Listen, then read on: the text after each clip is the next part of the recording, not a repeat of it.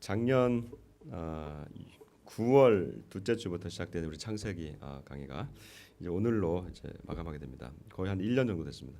제가 그때 6개월만 하겠습니다 했는데 죄송합니다. 1년이 넘어서 좀 넘었습니다.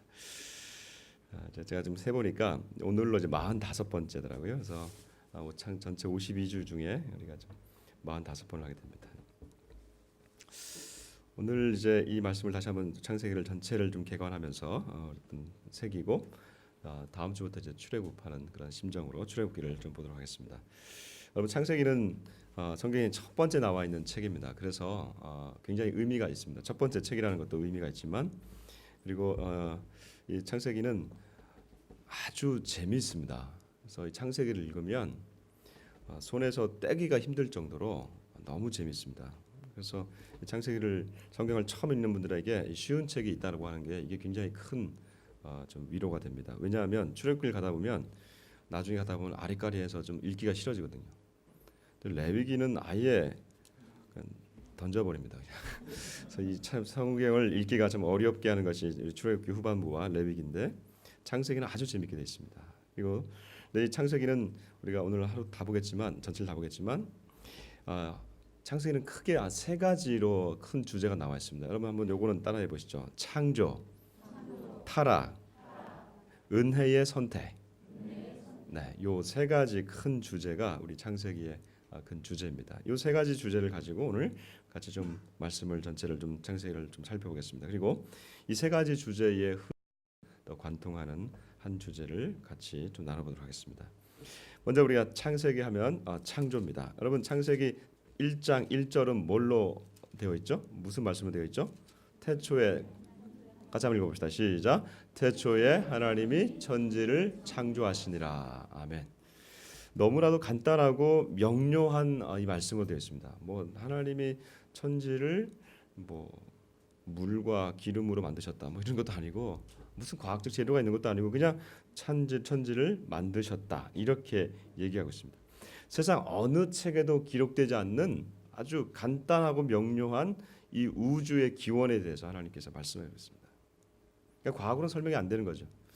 그러니까 저 이제 어제 우리가 또 이제 이곳에서 좀 요즘 그 통일과 북한 선교의 좀 지도자급인 분들이 오셔서 여기서 회의를 했습니다. 이제 개회 예배를 하는데 그 목사님께서 이제 이런 말씀을 하시더라고요. 자기가 TV를 봤는데 TV 중에 한 분이 나와서 이제 원불교인 대상으로 이제 강의를 하는데 그때 이제 이런 얘기를 했더랍니다. 어떻게 사람이 물 위를 걸어갈 수가 있냐? 그리고 사람이 어떻게 죽었는데 다시 살아날 수가 있냐? 이건 뭐 엄청난 비과학적인 거 아니냐? 이렇게 얘기를 하면서 그 얘기를 듣고 본인은 마음속으로 이제 이분이 좀 걸걸한 분이세요. 그래서 이 마음속으로 이렇게 생각했답니다. 저 사람은 완전히 지옥 체질이구나. 저도 이제 깜짝 놀랐는데 근데 이제 그분이 이런 얘기를 하시는데 제가 참 은혜가 됐습니다. 사람이 물 위를 걷지 못하니까 물 위를 걷는 게 하나님 아니냐? 사람이 죽었다가 살아나지 못하죠. 이게 과학이죠. 그러나 살아나니까 그게 하나님 아니냐? 안 그렇습니까? 사람이 만든 것을 가지고 우리가 믿는다. 이건 누가 못 믿겠습니까? 그러나 하나님은 이 천지를 창조하시고 우리가 그 안에서 과학적으로 노력하는 것들 이런 과학의 방법마저도 하나님이 다 창조하셨다고 하는 것이죠. 이게 바로 이 창세기를 시작하는 하나님의 아주 분명한 사건입니다.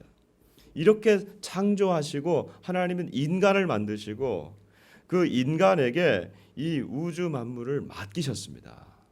그래서 생육하고 번성하여 땅에 충만하라 말씀하셨습니다.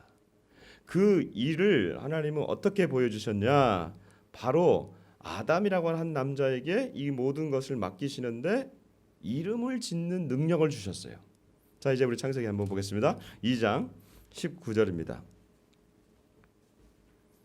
조금 오늘 이제 창세기 몇 가지를 좀 찾겠습니다. 2장 19절 같이 한번 읽어보겠습니다. 2장 19절 20절 시작. 여호와 하나님이 흙으로 각종 들짐승과 공중의 각종 새를 지으시고 아담이 무엇을 하고 부르나 보시려고 그것들을 그에게 이끌어 가시니 아담이 각 생물을 부르는 것이 곧 그 이름이 되었더라. 아담이 모든 가축과 공중의 새와 들의 모든 짐승에게 이름을 주니라. 아멘. 여기까지. 자, 보시면 하나님이 아담에게 이 모든 피조물을 맡겼다는 것을 보여주는 것이 바로 아담이 이름을 짓는 사건입니다. 기린을 데리고 와서 아담이 이렇게 합니다. 너는 이제부터 기린이야. 그 이후로 기린 됐습니다. 너는 이제부터 돼지야. 돼지가 됐습니다. 너는 이제부터 낙타야. 낙타가 됐습니다. 이름은 이제 다릅니다. 우리나라 말로 그렇게 하는 거고. 그러니까 각 이름을 줘주니까 그 이름의 존재들이 생겨나게 된 겁니다. 이게 무슨 능력입니까? 하나님의 이 통치의 능력을 이 아담에게 주신 이 사건이 바로 이름을 짓는 그 사건이었어요. 창조의 하나님이 창조의 사건에 이름을 붙여주는 능력이 있었습니다. 이제 두 번째 주제로 넘어가겠습니다. 타락이었습니다. 그렇죠? 창조의 순간은 달콤했지만 타락은 굉장히 악하고 쓰리고 그리고 굉장히 깁니다. 창세기 3장부터 타락이 나는데 창세기 3장부터 계시록 마지막 때까지 거의 마지막 장까지 이르러서 이 인간의 타락이 성경 전체를 지배합니다. 그러니까 참 힘들어요. 성경 읽기가. 왜냐하면 인간의 타락의 내용이 다 나와 있으니까. 하나님께서 따먹지 말라고 했던 그 실과 열매를 결국은 인간이 따먹고 말았습니다. 그리고 난 다음에 아담과 하와가 하나님을 향해서 하는 태도를 보십시오. 3장 9절 8절 9절입니다. 같이 한번 읽어보겠습니다. 3장 8절 9절 시작. 그들이 그날 바람이 불 때 동산에 거니시는 여호와 하나님의 소리를 듣고 아담과 그의 아내가 여호와 하나님의 낯을 피하여 동산 나무 사이에 숨은지라. 여호와 하나님이 아담을 부르시며 그에게 이르시되 네가 어디 있느냐. 아멘. 하나님이 이렇게 말씀하시고 찾습니다. 근데 사람들이 무서워합니다. 왜? 낯을 피했다, 얼굴을 피했다는 거거든요. 왜 이렇게 무서워하는지 모르겠어요. 그전에는 하나님과 친밀한 관계였는데 죄가 이렇게 하나님과의 사이를 내버렸습니다. 근데 여기서 보니까 하나님이 이런 말씀을 하십니다. 하나님이 아담을 부르시며 네가 어디 있느냐. 다른 말로 하면 아담을 부르셨기 때문에 아담아 네가 어디 있느냐. 이 외침, 이 질문, 이 부르심, 이 사건이 아담 이후의 모든 인간에게 적용되고 있습니다. 창세기 3장 이후부터 하나님은 계속해서 사람을 부르시고 사람을 향해서 그 이름을 부르시며 찾아오시고 계십니다. 아담아 어디 있느냐, 아담아 어디 있느냐, 이 얘기가 계속해서 사람을 부르시는 그 이름으로 연결되어 있습니다. 근데 하나님이 아담을 부르시는 이 사건, 이게 어떻게 보면 좀 재미있습니다. 왜 그러냐면 하나님이 아담을 지으시고 난 다음에 너는 이제부터 아담이다 라는 말이 없어요. 그냥 성경에 그냥 아담이 툭 튀어나와요. 근데 그 이후로 하나님은 아담에게 무엇을 주셨냐면 이름을 짓는 능력을 주셨어요. 너는 기린이다, 돼지다, 뭐 낙타다 이런 얘기 했잖아요. 그리고 난 다음에 심지어는 이 아담이 누구의 이름을 지었냐면 자기 아내 이름도 짓습니다. 하와의 이름까지도 자기가 짓습니다. 근데 아담에 대해서 하나님이 내가 너를 이제부터 아담이라 부르겠다 이런 말이 없는데 오늘 이 타락한 이후에 하나님이 부르시는 이 이름은 아담아 네가 어디 있느냐. 지금 하나님의 통치의 능력을 준 그 아담을 타락한 이후에 드디어 이름을 부르시면서 아담아 네가 어디 있느냐라고 지금 부르시는 장면이 이 장면에 나오고 있습니다. 타락한 인간 이후에 계속해서 하나님은 우리를 부르시고 있습니다. 아담을 부르실 뿐만 아니라 아브라함을 부르셨을 뿐만 아니라 이스라엘 모세를 부르실 뿐만 아니라 신약에서는 사울아 사울아 부르셨을 뿐만 아니라 저와 여러분의 이름을 부르고 계신 겁니다. 타락한 인간이 이제 완전히 타락해서 끝나는 것 같은데 그 인간 안에 하나님은 희한하게도 아니 희한한 게 아니라 뭐라고 표현해야 될지 모르겠지만 정말 다행스럽게도 하나님은 이 타락한 인류 가운데 한 경건한 가문을 남겨놓으셨습니다. 아담이 타락했습니다. 그의 두 아들 가인과 아벨이 경건한 가문 가운데 남은 줄 알았습니다. 그런데 가인이 동생 아벨을 쳐 죽였습니다. 남은 가인 타락한 자손입니다. 끝난 줄 알았는데 하나님은 아담과 하와에게 세 번째 아들인 셋을 주셨습니다. 이름도 세 번째라고 셋이에요. 이 셋을 통해서 경건한 가문이 희미하지만 약하지만 그 가문이 살아남게 했습니다. 그것이 4장에 나옵니다. 여러분 4장 26절 같이 한번 읽어보겠습니다. 4장 26절 같이 한번 읽어보겠습니다. 시작. 셋도 아들을 낳고 그의 이름을 에노스라 하였으며 그때의 사람들이 비로소 여호와의 이름을 불렀더라. 아멘. 셋의 후손들 타락한 인물들이 다 끝난 줄 알았는데 이제 하나님이 이 셋의 가문을 통해서 경건한 가문을 남겨놓으셨습니다. 그런데 이때 보니까 이때에 하나님의 이름을 부르며 예배했다. 하나님의 이름을 불렀다. 이것은 예배고 아마 초기 제사 제도일 것 같습니다. 아마 이때부터 동물의 피를 드리는 제사가 있지 않았을까 추측합니다. 그러나 그 이후에도 사람들은 여전히 포악해지고 강포해지고 악이 충만했습니다. 이 세상 전체에 악이 충만하자 노아의 시대라고 하는 시대에 이르러서는 더 이상 하나님께서 이 세상을 봐줄 수가 없을 만큼 타락했을 때에 물의 심판, 전 세계적인 물의 심판, 여러분 아시는 그 노아의 홍수가 이 세계에 임한 것입니다. 갑작스럽게 임했습니다. 그럼에도 불구하고 노아의 가족을 하나님이 남겨놓으시고 이 경건한 가문은 살아남겠습니다. 그러나 그 경건한 가문 이후에도 그 노아의 가족만 살아남았는데 그 노아의 가족 안에서도 다시 타락한 가정들이 생겨나기 시작하면서 하나님의 구원은 끊어지는 것 같은데 노아의 세 아들 중에 셈, 함, 야벳 중에 하나님은 한 가문 셈의 가문을 통해서 경건한 사람들을 계속해서 유지시켜 가셨습니다. 그리고 이제 세 번째 주제인 은혜의 선택이 나오는 것입니다. 바로 그 사람이 아브람입니다.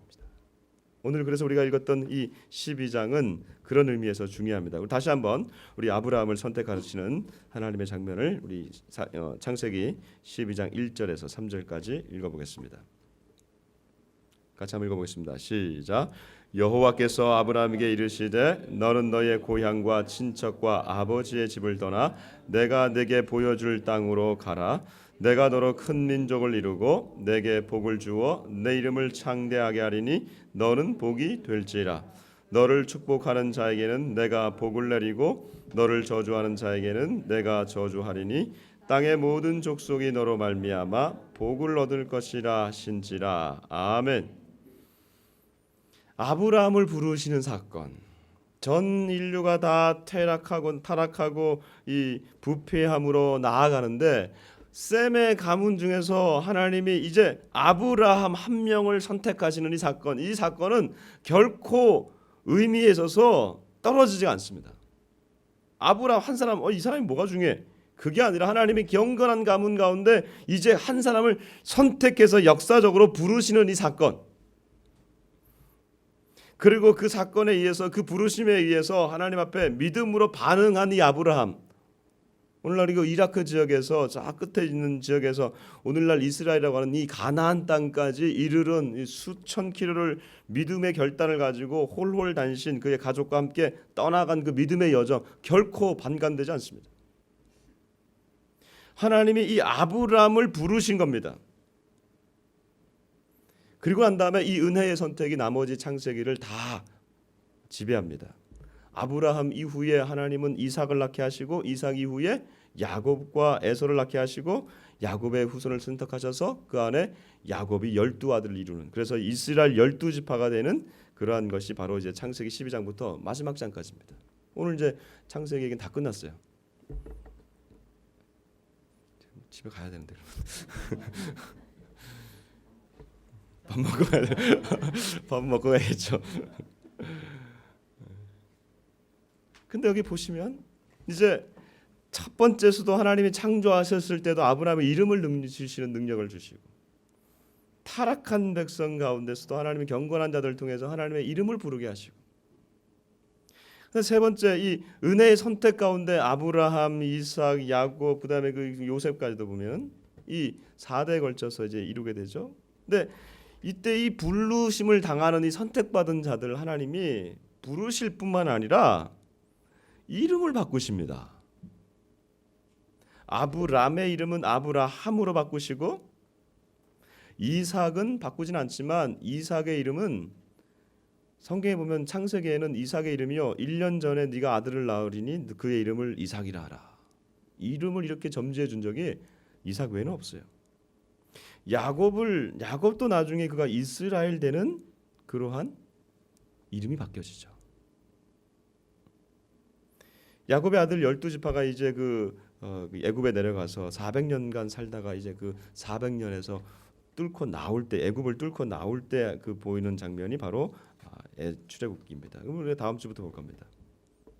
자, 이제 창세기의 중요한 주제를 다 봤습니다. 창조, 타락, 그리고 은혜의 선택을 봤습니다. 그리고 그 안에 흐르는 어떤 주제가 있는데 그것이 바로 하나님께서 이름을 주시고 이름을 바꾸시는 그러한 일입니다. 그러면 왜 하나님의 이름을 부르는 것, 창조 타락에서 나아가고 하나님이 선택하시고 난 다음부터 왜 우리의 이름을 바꾸실까? 아니, 우리의 이름이 아니라 이 아브람과 이 사람들, 선택된 사람들의 이름을 주로 바꾸실까? 여러분 생각해 보셨어요? 왜 아브람이라고 하는 이름을, 그 다음에 사레라고 하는 그의 부인 사레라고 하는 이름을, 그리고 야곱이라고 하는 이름을 아브라함으로, 그리고 사라로, 그리고 이스라엘로 바꾸실까? 이들이 뭐 특별히 잘못한 게 없는데 이들은 하나님께서 선택하신 사람들이지 않습니까?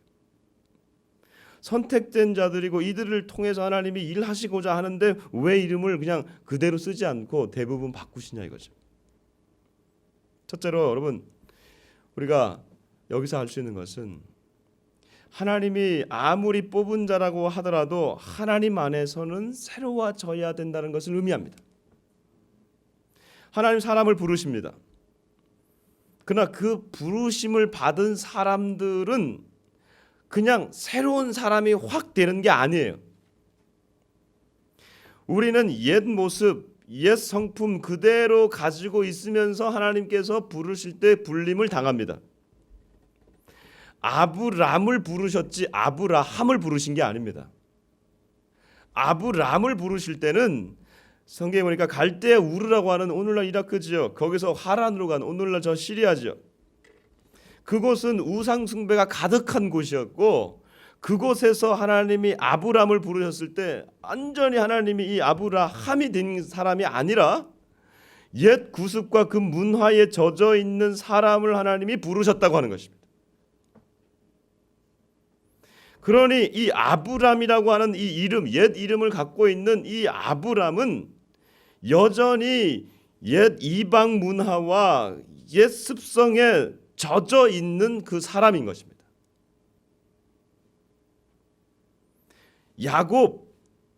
야곱을 이스라엘로 바꾸실 때 우리는 이스라엘만 생각하지 야곱이라고 하는 사람에 대해서는 생각하지 않을 때가 있습니다. 그러나 여러분, 야곱이라고 하는 이름으로 행했던 모든 거짓과 술수, 형을 이겨먹으려고 했던 그 모든 거짓말들, 그것을 행했던 야곱이라고 하는 사람이 있다라고 하는 것입니다. 여러분, 우리가 옛 이름으로 행했던 일들이 얼마나 많습니까? 옛 이름으로 행했던 잘못과 실수들이 너무나 많지 않습니까? 프랑스 작가 빅토르 위고라고 하는 사람인데, 이 사람이 이제 작가죠. 여러분 잘 아시는 레미제라블 이렇게 읽어야 돼요. 레미제라블 하면, 왜냐하면 이게 불쌍한 사람들이 이런 뜻이거든요. 거기 보면 이제 장발장이라고 하는 1800년도에 그 프랑스 때 지은 소설인데 이게 이제 유명한 이제 영화가 됐죠. 여러분 그 영화 한번 꼭 보세요. 꼭 돈을 주고서라도 보세요. 다운 받지 마시고. 근데 그 보면 이 장발장이라고 하는 사람이 자기 사촌이 배가 고파가지고 그 당시에 하도 이게 프랑스가 못 살고 그럴 때가 빈부격차 너무 심했던 때라 이 사촌이 너무 배가 고프니까 이 사촌을 위해서 빵을 훔칩니다. 근데 빵 하나 훔쳤다고 5년을 감방에 가게 돼요. 얼마나 좀 부조리합니까? 그래서 5년 동안 그가 탈옥을 4번 시도합니다. 그러면서 그때마다 잡혀가지고 결국 몇 년을 선고받냐면 19년을 선고받습니다. 5년만 사면 될 걸 나 같으면 살 건데 계속 나온다 그래가지고 그러다가 19년이 다 채우지 못하고 13년 만에 가석방이 됩니다. 이 가석방이라는 건 조건이 있는 거죠. 조건 충족되지 못하면 다시 들어와야 되는데, 그래서 그가 이제 가석방되고 난 다음에 사회에 대한 불만이 얼마나 많겠습니까? 이 사회에 대한 불만을 가득 차가지고 막 누워 있는데 그가 어떤 사람이 성당에 가보라고 합니다. 이 성당에 가서 그곳에서 미리엘 신부를 만납니다. 이 미리엘 신부의 환대를 받고 나오면서 거기 있는 은촛대를 가지고 나옵니다. 이때 경찰에게 잡혀서 이 촛대가 신부님 당신의 것입니까? 이 성당의 것입니까? 할 때 신부님이 그에게 왜 형제여 여기 남아있는 이 촛대마저도 왜 가져가지 않았냐? 내가 준 건데. 이 말에 그 풀려날 뿐만 아니라 이 장발장이 완전히 새로운 사람이 됩니다. 그가 나중에 8년 뒤에 세상에 나타나는데 그는 공장 사장과 그다음에 시장이 되어서 나타납니다. 그때 그의 이름은 더 이상 장발장이 아니고 마들렌이라고 하는 이름으로 개명해서 나옵니다. 그 이후의 사건은 여러분 영화를 보고 독후감을 써서 내십시오. 여기서 말하고 싶은 것은 장발장으로 살았던 그 인생을 바꾸고 싶은 것입니다. 장발장으로 살았던 그 실수와 그 죄와 그 아픔의 세월을 접고 새로운 역사로 나아가기를 원하고 있다고 하는 것이죠. 여러분도 마찬가지입니다. 우리를 부르시는 하나님 앞에서 우리도 여전히 아픈 이름이 있습니다. 저 이름은 하광민인데 하광민으로서 살아온 이 아픈 인생이 이 이름 안에는 오롯이 새겨져 있습니다. 우리 안에는 자다가도 벌떡 일어날 부끄러운 삶이 숨겨져 있는 이름들도 있습니다. 이 이름으로는 도저히 새롭게 출발할 수가 없겠다라고 하는 그런 이름. 그래서 하나님은 우리에게 새로운 이름을 주신 겁니다. 둘째로 우리가 창세기를 통해서 이름을 바꾸어 주시는 하나님의 계획. 이것은 이제 옛 사람에게 초점을 맞추는 것이 아니라 하나님이 새로운 사람을 이 이름을 주시면서 그 사람에게 구습을 벌어버리고 새로운 사명을 감당하라고 하는 의미에서 새 이름을 주시는 겁니다. 여러분 아브라함의 이름이 뜻이 한 민족의 아브라 여러 가지 의미가 있습니다. 한 민족의 아버지라고 하는 뜻에서 아브라함이 된 것은 여러 민족의 많은 민족의 아버지가 되라고 하는 뜻에서 아브라함이 된 겁니다. 사라가 된 것은 그냥 하나의 어머니가 많은 이의 어머니라고 하는 뜻으로 바뀌어진 겁니다. 야곱이라고 하는 뜻은 움켜쥐다라는 뜻입니다. 그가 그의 형 발꿈치를 먼저 나오고 싶었는데 발꿈치를 잡고 둘째 쌍둥이로 나왔던 그 이름이 야곱에게 있습니다. 그러나 이스라엘이라고 바뀐 것은 하나님과 겨루어 이겼다라고 하는 뜻에서 이스라엘이 된 것입니다. 우리가 야곱의 삶을 우리 그때 봤지만 여러분 하나님과 겨루어서 야곱이 이긴 겁니까? 그게 아니라 하나님이 야곱을 불쌍히 여겨 져주신 은혜라고 말씀드렸습니다. 그렇다면 이 이스라엘이라고 하는 이름은 이제 내가 너를 보호하겠다라고 하는 그 이름을 지금 야곱에게 주시는 것입니다. 그렇다면 새로운 이름을 받는 아브라함, 사라, 이스라엘 이것은 하나님이 내가 이제 너를 통해서 새 일을 행할 것이고 나는 네가 이 일을 행하기를 원한다라고 하는 하나님의 마음이 이름을 바꾸는 데 있다고 하는 것이죠. 이것이 아버지의 마음입니다. 어느 아버지가 자녀에게 이름을 주면서 잘 되지 않는 이름을 주겠습니까? 어느 부모가 자기의 자식에게 자신의 마음 그리고 이 아이의 인생이 담겨진 이름을 주고 싶지 않겠습니까? 지난주에 우리는 아이가 하나 태어났습니다. 전사님 가정에 태어났는데 아직도 이름을 못 짓고 있어요. 왜 이렇게 못 짓냐 했더니 생각이 많대요. 그 얘기는 뭐예요? 여러 가지 소망들을 이 아이에게 주고 싶은 마음이겠죠. 지난주에 감사하게 또 우리 한 가정에 또 태문이 열렸습니다. 이건 또 축복해도 좋을 것 같아요. 우리 반주자, 네. 이거 뭐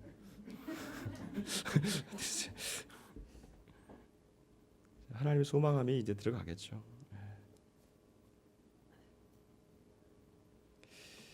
이런 하나님의 마음들이 들어가요. 근데 여러분, 하나님이 아브라함처럼 우리의 이름을 바꾸지 않습니다. 실제로 우리의 이름을 바꾸지는 않아요. 우리가 뭐 개명한다고 해가지고 그게 바뀌어지고 그런 것이 아니라 오늘 하나님의 이름을 바꾸시는 이 작업은 나의 존재부터 바꾸기를 원하신다고 하는 것입니다. 하나님이 나를 부르신다면 옛 자아의 이름이 아니라 하나님의 마음이 담긴 존재로 변화되기를 원한다는 것이죠. 그것이 바로 에베소서에 있습니다. 우리 신약으로 넘어와서 이제 에베소서를 보겠습니다.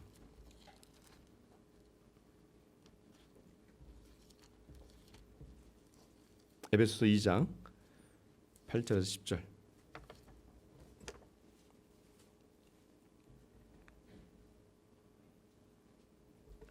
에베소서 2장 8절에서 10절 같이 한번 읽어보겠습니다. 같이.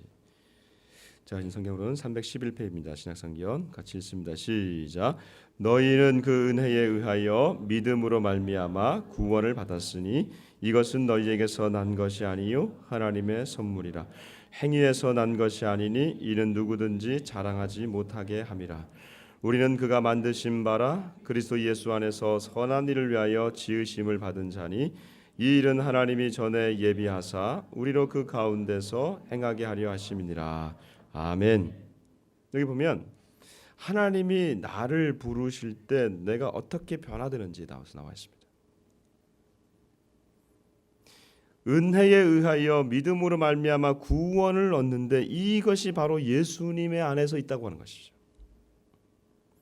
그렇게 구원을 받고 난 다음에는 우리는 10절 보니까 우리는 그가 만드신 바라 그의 지으신 바라 지으심을 받은 자다. 이 얘기는 다른 말로 하면 새롭게 창조되었다라고 하는 것이죠. 저와 여러분이 지금 이름을 바꾸시는 것이 아니라 저와 여러분의 존재를 바꾸시는 겁니다. 하나님이 나를 부르실 때 옛 화광면이 아니라 옛 나가 아니라 이제 하나님이 나를 부르시면 새로운 존재인 그리스도인 하광면이 된 겁니다. 그리스도인인 누구누구가 되는 겁니다. 저와 여러분은 새 이름이 주어졌습니다. 이름을 바꾼다고 해서 우리가 새 존재가 되는 것이 아니고 하나님 안에서 예수 그리스도를 통해서 이 부르심을 받았을 때에 저와 여러분이 변화되는 것입니다. 자, 이제 우리는 옛 이름과 새 이름 안에 있습니다. 우리의 고민은 옛 이름을 다 떨쳐버리고 새 이름만 있으면 좋겠습니다. 우리의 현실은 어쩌면 이 옛 이름과 새 이름 사이 중간에서 어정쩡하게 머뭇거리고 있습니다. 옛 이름의 구습의 존재는 계속해서 내가 버린 존재인 줄 알았는데 새로운 나로 변화되지 못하던 나를 발목을 잡고 있습니다. 옛 이름의 나의 안에는요, 내 안에는 이런 것들이 가득 차 있습니다. 원망, 시기, 질투, 살인하고자 하는 마음, 죽이고 싶은 마음, 우울감, 절망감, 열등감, 쾌락으로 치닫고 싶은 욕망, 남을 누르고 내가 성공하고자 하는 마음, 아무리 애곡해도 울지 않는 무감각, 무신경, 이런 것들이 나를 붙잡고 놓아주질 않습니다. 이런 것들은 한번 붙들면 절대로 나를 놓지 않으려고 하는 그런 습성들이 있습니다. 그리고 이것은 나를 넘어뜨리고 주저앉게 합니다. 그럼에도 불구하고 저와 여러분은, 이 가운데 있는 여러분들은 하나님이 누구인 줄 알고 하나님이 주시는 새 이름의 존재가 무엇인지를 어느 정도 알고 있습니다. 이런 것들입니다. 더 사랑하고 싶은 마음, 더 주고 싶은 갈망, 왠지 모르게 불쌍히 여기는 심정, 하나님을 예배하고자 하는 그 마음, 내가 더 기도해야 되는데 이 정도 해서는 내가 안 되는데 하는 더 기도로 나아가고 싶은 그런 영혼들, 이런 것들이 또 내 안에 갈망으로 남아 있습니다. 자, 여러분, 여러분의 상태는 지금 어느 곳에 더 가깝습니까? 그 하나님의 부르심에 순종하기를 원하는 내가 더 큽니까? 아니면 옛 자아, 옛 이름의 존재에 붙들려 있는 자아가 더 큽니까? 어디가 더 큽니까, 여러분? 우리 로마서를 한번 읽어보겠습니다. 로마서 7장. 이것이 고민이 우리의 고민만은 아니었습니다. 자주 보는 본문이지만 바울의 고백입니다. 18절 23절까지 같이 좀 생각하면서 읽어보겠습니다. 로마서 7장 18절에서 23절까지 우리 큰 목소리로 같이 읽겠습니다. 시작. 내 속 곧 내 육신에 선한 것이 거하지 아니하는 줄을 아노니 원함은 내게 있으나 선을 행하는 것은 없노라. 내가 원하는 바 선은 행하지 아니하고 도리어 원하지 아니한 바 악을 행하는도다. 만일 내가 원하지 아니하는 그것을 하면 이를 행하는 자는 내가 아니요 내 속에 거하는 죄니라. 그러므로 내가 한 법을 깨달았노니 그 선을 행하기 원하는 나에게 악이 함께 있는 것이로다. 내 속사람으로는 하나님의 법을 즐거워하되 내 지체 속에서 또 다른 법이 내 마음의 법과 싸워 내 지체 속에 있는 죄의 법으로 나를 사로잡는 것을 보는도다. 24절. 오호라 나는 곤고한 사람이로다. 이 사망의 몸에서 누가 나를 건져내랴. 아멘. 바울의 고백입니다. 그 유명한 바울마저도 그 안에 이런 갈등과 이 투쟁들이 있다고 하는 것입니다. 그러므로 여러분, 저와 여러분은 이런 상황 가운데 항상 결정해야 됩니다. 나는 이런 습성이 없습니다라고 하는 사람은 내가 볼 때는 거짓말하는 사람이에요. 하나님만 예배하고 싶습니다. 한순간은 그럴 수 있습니다. 그리고 어느 기간은 그럴 수 있습니다. 그러나 그 기간이 끝나면 다시금 돌아오는 옛 모습으로 돌아오는 저와 여러분의 모습들을 우리가 종종 보지 않습니까? 그러나 우리는 이 두 가지 상황이 있다는 것을 전제할 때 우리는 항상 결정해야 되는 것입니다. 오늘도 이 자리로 나오기까지 여러분 습관적으로 나온 것 같습니다. 어떤 사람은 뭐 예배를 맡았기 때문에 나오기도 하고 어떤 분들은 또 예배를 그냥 매일 가는 습관으로 나오기 때문에 나올 수도 있습니다. 그러나 이 예배로 나오는 이 행위가 어쩌면 이 둘 사이에 끼어 있는 이 가운데 결정하는 순간과 같은 겁니다. 마치 타락한 이후에 은혜의 선택을 받은 아브라함부터 그런 고민들이 없었겠습니까? 그러나 그 고민 가운데 아브라함과 그의 이 선택을 받은 자들이 했던 행위가 있습니다. 그것이 바로 우리 창세기 다시 돌아오겠습니다. 창세기 12장입니다. 좀 몇 가지 좀 찾겠습니다. 창세기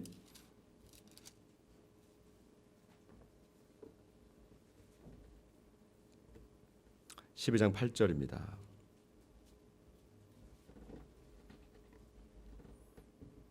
창세기 12장 8절 아브라함의 얘기입니다. 시작. 거기서 베델 동쪽 산으로 옮겨 장막을 치니 서쪽은 베델이요 동쪽은 아이라. 그가 그곳에서 여호와께 제단을 쌓고 여호와의 이름을 부르더니 아멘. 가나안 땅으로 불림을 받았을 때 그가 그곳에서 예배합니다. 13장 애굽에서 나오고 난 이후에 4절입니다. 같이 읽습니다. 시작. 그가 처음으로 제단을 쌓은 곳이라. 그가 거기서 여호와의 이름을 불렀더라. 애굽에서 그가 실패한 이후에 다시 돌아와서 여호와의 이름을 부르며 예배합니다. 아브라함만 그런 게 아닙니다. 이삭도 마찬가지였습니다. 26장을 보겠습니다. 그도 많은 고난을 받고 난 다음에 이 블레셋 사람들에게 계속 우물을 뺏기고 난 다음에 그가 브엘세바로 올라가서 하나님을 만난 이후에 그가 26장 25절 같이 읽습니다. 시작.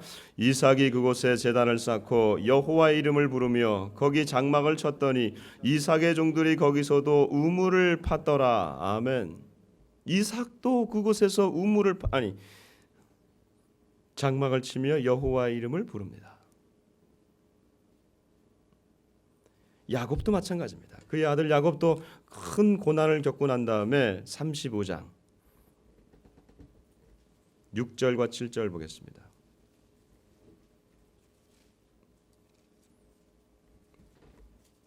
같이 한번 읽어보겠습니다. 시작. 야곱과 그와 함께한 모든 사람이 가나안 땅 루스 곧 베델을 이루고 그가 거기서 제단을 쌓고 그곳을 엘베델이라 불렀으니 이는 그의 형의 낯을 피할 때에 하나님이 거기서 그에게 나타나셨음이더라. 아멘. 이 야곱마저도 베델에 이르러서 그가 청년기 때 쫓겨가던 시기에 그곳에서 만난 하나님을 기억하며 수십 년이 지난 다음에 다시 그곳에 와서 제단을 쌓습니다. 예배를 드립니다. 그리고 하나님의 이름을 부릅니다. 엘 베델이라고 하는 것은 베델의 하나님이라는 뜻입니다. 베델의 하나님이여 나의 예배를 받으십시오. 내가 당신을 부릅니다. 여러분 이게 무엇을 말합니까? 어차피 우리 인생은 옛 이름과 새 이름, 옛 존재와 새 존재 사이에 끊임없는 투쟁 가운데 서 있는 겁니다. 누구도 이 투쟁에서 예외적으로 나아가는 사람은 없습니다. 아예 우리가 새 존재를 몰랐다면 옛 존재 안에서 그냥 살아갈 텐데 하나님의 영광의 빛을 우리가 한번 맛본 이상에는 그 영광으로 나아가고자 하는 그 열망들이 우리 안에 있습니다. 그런데 옛 자아가 우리를 계속해서 붙들고 할 때는요, 완전히 하루아침에 새로워지는 대안은 없다고 하는 것이죠. 이 투쟁에서 우리가 어떻게 승리할 수 있습니까? 완전한 승리를 이루기에는 어렵습니다. 그러나 우리가 오늘 할 수 있는 그 방법은 그저 한 발을 더 떼서 하나님이 부르시는 새 존재로 내가 한 걸음 한 걸음 나아가는 것입니다. 한 걸음을 또 뛰고 또 뒤에서 나를 붙들지만 또 한 걸음을 떼서 나아가는 그 작업, 이것이 바로 오늘 이곳에 나오는 예배의 자리이고 아침마다 나로 하여금 말씀을 묵상하게 하는 그 자리이고 기도로 나아가지 못하게 할 때 그것을 끊어버리려 하는 그 마음이고 기도할 때에 하나님께 나와주시는 그 능력을 힘입을 때에 그 하루를 또 견딜 수가 있지 않습니까? 기도도 보면요, 1시간을 견디는 기도가 있고 하루를 견디는 기도가 있고 일주일을 견디는 기도가 있고 1년을 견디게 하는 기도가 있더라고요. 길이에 따라 다르겠지만 그리고 또 깊이에 따라 다르겠지만 여러분 우리가 더 기도하지 않으면 이 말은 기도의 자리로 나오지 아니하고 기도하지 않는 자가 절대 하나님이 주시는 새 이름의 존재로 나아갈 수가 없다고 하는 것이죠. 그래서 우리는 옛 나가 아니라 저와 여러분은 그리스도인 나라고 하는 사실입니다. 여러분 마음속으로 지금 한번 불러보십시오. 그리스도인 누구. 자신의 이름을 놓고 불러보십시오. 나는 그리스도인 누구다. 옛 나가 아니라 나는 그리스도인 누구다. 말씀을 마치겠습니다. 이제 내일 모레면 9월입니다. 9월은 참 좋은 계절입니다. 올 것 같지 않던 가을, 꺾이지 않을 것 같았던 여름 다 지나갑니다. 이제 새로운 계절이 우리 가운데 도래했습니다. 무엇을 얘기합니까? 변하는 시절 가운데, 계절 가운데에 우리도 계속해서 한 걸음 한 걸음 나아가기를 원합니다. 주님이 주시는 새 존재의 이름으로 한 걸음을 또 뛰고 또 뛰고 또 뛰어 나아갈 때에 이 계절이 지나고 난 다음에 우리는 돌아보면 작년보다 내가 조금 더 한 발짝 앞섰구나. 재작년보다 내가 조금 더 성장했구나. 아니 내가 아예 예수를 몰랐을 때 그때라 보면 나는 지금 완전히 변했구나 라고 하는 그런 고백들이 있지 않겠습니까? 근데 조건이 있습니다. 한 걸음을 뛸 때에, 또 한 걸음을 예배의 자리로 나아갈 때에, 말씀을 읽고 묵상하고 기록할 때에, 내일부터 이제 내일 모레부터 매일 성경 우리 또 사사기 묵상해요. 들어가요. 언제까지? 10월까지. 아니 우리 생명 다하는 날까지 이게 매일 성경이 중요하겠습니까? 말씀 묵상하고 말씀 계속해서 그 방법밖에 없잖아요. 무슨 새로운 대한 신약이 나와서 신약은 여기지. 새로운 약이 나와서 그 말 탁 먹으면 우리가 완전히 변화되는 그리스도인 이런 건 없습니다. 또 한 걸음 뛰고 또 한 걸음 뛰고 또 한 걸음 뛰어서 이 육신의 장막을 베드로가 고백한 대로 이 육신의 장막을 벗을 때에야 완전한 변화가 있습니다. 그때까지는 저와 여러분 한 걸음 한 걸음 주님께로 나아가는 우리 한 성도들 그리고 우리 생명날의 교우들 되시기를 주 이름으로 축복합니다. 하나님 아버지 감사합니다. 옛 존재 옛 이름에 파묻혀 살던 우리를 부르시고 당신의 아들 예수 그리스도를 통하여서 그리스도인 누구누구로 부르시니 감사합니다. 하나님 이제 저는 더 이상 옛 자에 속한 자가 아니라 하나님이 부르시는 그리스도인인 줄 믿습니다. 새 창조된 자인 줄 믿습니다. 하나님 아버지 오늘도 한 걸음을 뛰어서 새 창조에 가까워지는 우리들 되게 하여 주옵시고 구습을 벗어버리게 하여 주시기를 원합니다. 구습의 옷이 왜 이렇게 무거운지 모르겠습니다. 왜 이렇게 단단한지 모르겠습니다. 성령이여 다시 한번 우리 가운데 임재하여 주셔서 모든 구습의 옷을 벗어버리고 새 옷을 입는 우리가 되게 하여 주옵소서. 할렐루야. 직장 가운데 하나님 아버지 함께하여 주시고 캠퍼스마다 함께하여 주시고 이 가을의 아침에 하나님의 이름을 부르며 일어나는 모든 사랑하는 성도들의 입술 가운데 주님 붙들어 주시고 들어주시고 응답하여 주옵소서. 감사하며 예수님 이름으로 기도드립니다. 아멘 아멘.